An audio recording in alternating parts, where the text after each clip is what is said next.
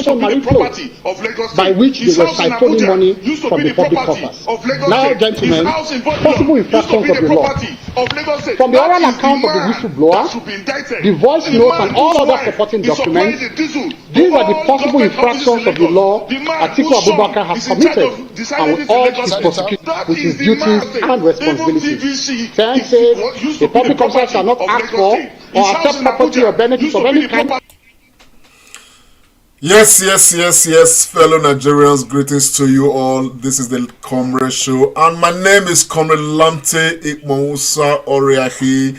I don't know how surprised you are. I don't know how bewildered you are with this show of shame that you are seeing right here. You know, coming from the stable of the spokespersons of Atiku Abubakar and that of Bola Ahmed Tinubu, respectively, two human beings who are jostling, you know, to become president of Nigeria, and yet they are bringing huge shame on this country. They are bringing embarrassment on Nigeria, and they are making mockery of our democracy. If you are joining me, Shari Brokers, don't go away. It is the Comrade Show, and my name is Comrade Lamte Ikmousa Oriahi. Let's put some things into proper perspective so that we can make the right judgment. It is now or never. This is the Comrade Show. This is the Comrade Show. Yes, Nigerian people, it is still Comrade Lamte Ikmousa Oriahi. I don't know how much you follow. Yes. What we are saying is Festus Keyamo calling for the immediate arrest of Atiku Abubakar. And why is he calling for the arrest of Abubakar? Many of us may not understand. That is what I've come here to try to make us understand, and what option we have, and the valuable options we may have in this particular presidential elections. But putting things in perspective, and of course trying to establish some background to all of these. We know that we have two very formidable candidates for the presidency of Nigeria, talking of Bola Ahmed Tinubu and Atiku Abubakar. They are formidable because of the amount of money they have amassed, you know, from the treasury of the Nigerian state, either from Lagos State or from the federation, and all of that. Of course, there are, you know, so many things about Bola Ahmed Tinubu. Okay, Nigerians have become tired of different things against Bola Ahmed Tinubu, starting from his age, starting from his certification, starting from you know, fraudulent activities allegedly, you know, against him, you know, right from the US. And of course, most recently, former President Olusegun Obasanjo came out to, you know, make some revelations and of course indict Atiku Abubakar and of course Bola Ahmed Tinubu. All that has been in the air, you know, making the round. But in very recent time, one human being, Michael Ashimogu, came out, okay, and of course he did say, with some evidences here and there, that he is a former aide of Atiku Abubakar, and for the love he now has for Nigeria, he will not advise Nigerians to vote for Atiku Abubakar because of the danger Atiku Abubakar poses to the Nigerian state, because of his level of corruption and of course his smartness to go about it, so that, you know, so that he is never caught. He has done that previously, is what he's coming to do again. I'm not going to talk too much. Let's listen to him. Don't go away, we are going somewhere. It is the Comrade Show. Let's listen to Michael Ashimogu briefly, then we go into the conversation between him and Atiku Abubakar, which is actually what is creating these fireworks that we see right now. Proceeding to plan a defense strategy, and so I reached out to my then principal, Atiku Abubakar, via email, asking him, you know, the details of the issue and how to proceed. And so he had told me that, in his reply, that, you know, that money had been paid into an SPV. I didn't know what an SPV was, so I asked him. And so he gave a brief description, but since it was obvious I wasn't quite, I didn't have clarity, he put a call through to me that same day. On my blog, you'd find the phone number that he had used to call me on that day. And the number. Yes, Nigerian people, this talk is a bit long, but we need to find out what is SPV. SPV was established in the conversation between this man, as alleged, between him and Atiku Abubakar, when he was the special aide to Atiku Abubakar. Yeah, Mike. Yes, sir. How can you ask me what is SPV?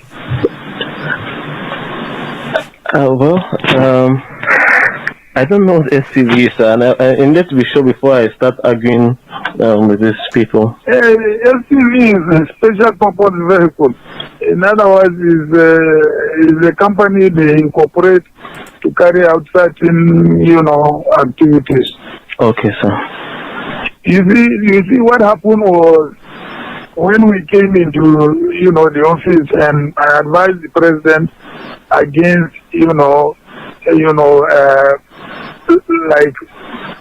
open corruption. Yes, sir.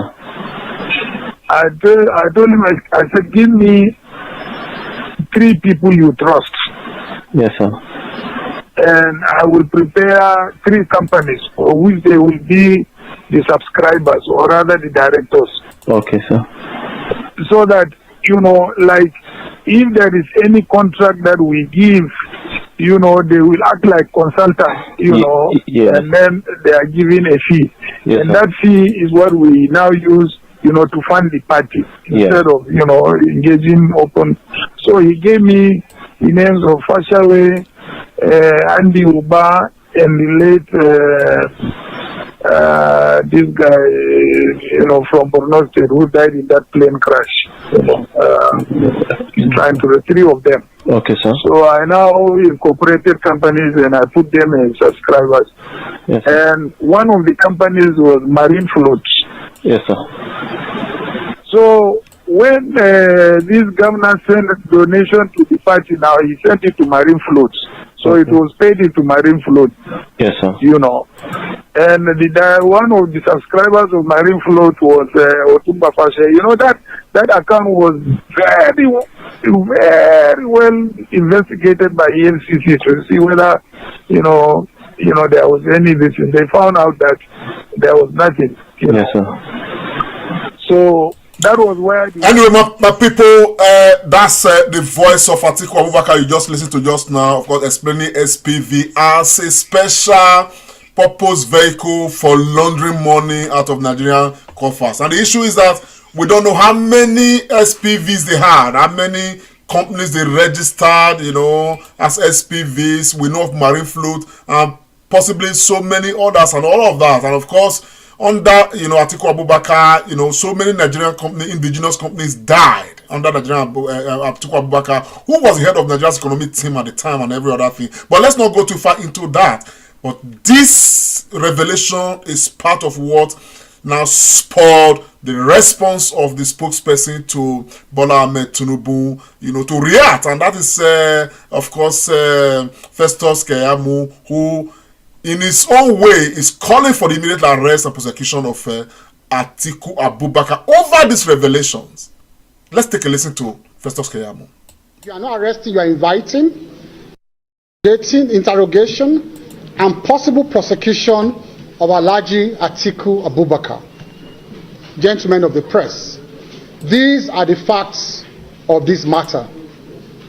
For about a week now, Nigerians have been in deep shock over the grave revelations by a whistleblower, Mr. Michael Achimogo, who has provided the nation with iron-cast evidence of letters of appointment by Alhaji Atiku Abubakar, emails, documents, audio clips, sworn affidavits, and his direct oral evidence as to how Alhaji Atiku Abubakar, who happens to be the presidential candidate of the People's Democratic Party, during his tenure as Vice President of Nigeria between 1999 and 2007, colluded with his then boss, President Olusegun Obasanjo, to fleece the country and steal public funds using what he termed.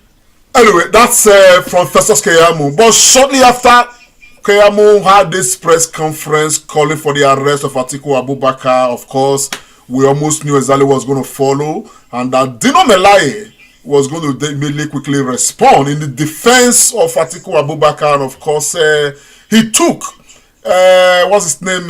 He took Bola Ahmed Tinubu to the cleaners in his own swift response to this. Let's take a listen. And kudos to Channels TV and credit to Channels TV for this reportage and for this coverage, for the interview they had with Dino Melaye. Let's take a listen. Festus Keyamo said he has gone to court in his name. They are the ones orchestrating this thing. A man who needs to resign is the man who is not healthy. Is a man. The Constitution of the Federal Republic of Nigeria have said to you, for you to be the president of this country, you must be physically and mentally fit. Tinubu is not physically fit, he's not mentally fit, and he has been indicted of a criminal activity in America where over $460,000 have been confiscated from his account. We have evidence of his criminality. We have evidence of his indictment. What is he still doing around saying that he wants to be president? Instead of them to apologize to Nigerians and the man withdraw, you are talking of an innocent Nigerian that is coming to salvage us from the woes and the troubles that APC have taken us through. Nigerians, my joy as a human being, as a Nigerian today, is that this election is not just between Bola Ahmed Tinubu and Atiku Abubakar. As a matter of fact, with the two of them, we are finished.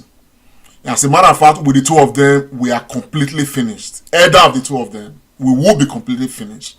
But we are glad that we have a window, and that window presents itself in the candidacy of Peter Obi. That's exactly why I'm making this broadcast. You understand? We can see this show of shame, this mockery of our democracy. The whole world will be watching Nigeria right now and looking at all of this playing out. It's a shame. It's a shame. The election of either of these two human beings definitely will bring so much shame to Nigerian people. Some of us live abroad. Some of us will work daily with people of different nationalities. People who proudly come out to say, I'm from this, I'm from that, I'm from that. Some of us are not even too proud enough in some circles to even come out to say, man, we are Nigerians. Not because we don't love our country, but because of the kind of quality of leadership we've had, because of the kind of human beings that have, led the country. And Atiku Abubakar and Bola Ahmed Tinubu, they've been part of this story. They've been part of this old story. When we talk about SPVs and special vehicles for laundering money, for defrauding Nigeria, for making sure we don't have hospitals, for making sure we don't have schools, for making sure that we don't have anything working in the country, for ensuring that insecurity, prevails strongly in the country. All of these are product of SPVs. SPV we've heard about from Atiku Abubakar, but when we go into, on the flip side, go into, the kind of SPVs being operated by Bola Ahmed Tinubu, we know that, man, we have been done for a long time. And it is only fair for once for Nigerians to give some self-relief by sweeping APC and PDP out of this arrangement. And that's why I'm arguing that there are no options. Peter Obi is not contesting against anybody. Peter Obi is contesting against himself because there are no options. The only option we have in this election is Peter Gregory Obi, unless and until we recognize that. Just look at it now. These are three major candidates in this election. Look at the reproach Atiku is bringing to Nigeria. Look at the reproach Bola Tinubu is bringing to Nigeria. Tell me, what stories have you heard about the man Peter Obi that will make you shrink? What stories have you heard that will make you feel ashamed? Nigerians, we are all in this together. We must treat this election that is coming up in February like our lives depend on it, because truly our lives depend on it. Some of us don't live in Nigeria, but many of us want to come home. We want to come and do something at home. Many of us want to come home and retire at home. But where's the home? Where's the security? A few people who even dare. What has happened to them? Nigerians, I'm making this passionate appeal. And this process must start with our collection of our PVCs for those that have not collected. I'm glad that INEC, have extended the deadline a bit further till sometime around the end of this month. Hopefully we extend it more, but we are not going to count on that. Let's go and collect our PVCs. Because the only power we have to speak the language that is the Nigerian language, the language of our strength is our PVCs. If you don't get it, you have no place. You shouldn't even argue, to be very honest. You have no more, in fact, you have no local standee to make any case. But if you have registered, take the pains. I spoke to a woman yesterday who told me that she has been there, she's been going to the INEC offices, to the centers for collection. She had not been successful. She's been trying for the past like 10 times. But yesterday, thankfully, she was able to get her PVCs. And I told her that the sacrifice is worth it. Because at the end of the day, if Nigeria turns around and become a better country for all of us, the Benin man says, when your soul heals, you no longer remember the pains. Let us heal our soul. Let us heal our soul. Let us heal our wound. Let us heal our injury by making this sacrifice. You've been there, you were not successful, go again. Go again. Go again. Collect your PVC.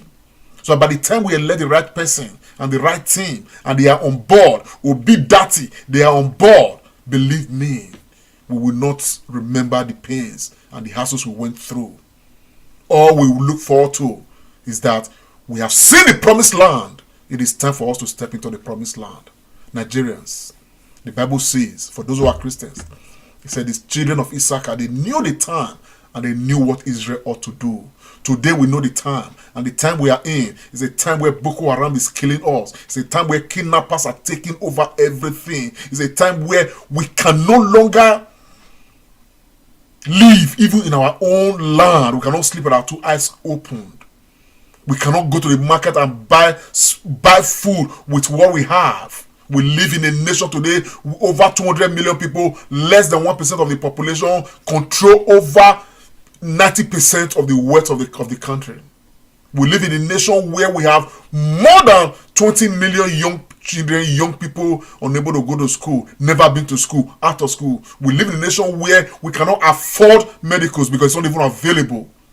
That is our story. We know the time. We must now know what to do. And what we must do is to elect deliberately Peter Obi and sweep out all these old politicians, all this establishment, and let us start the rebuilding of a new Nigeria. This young lady I'm going to show you, she has collected her PVC.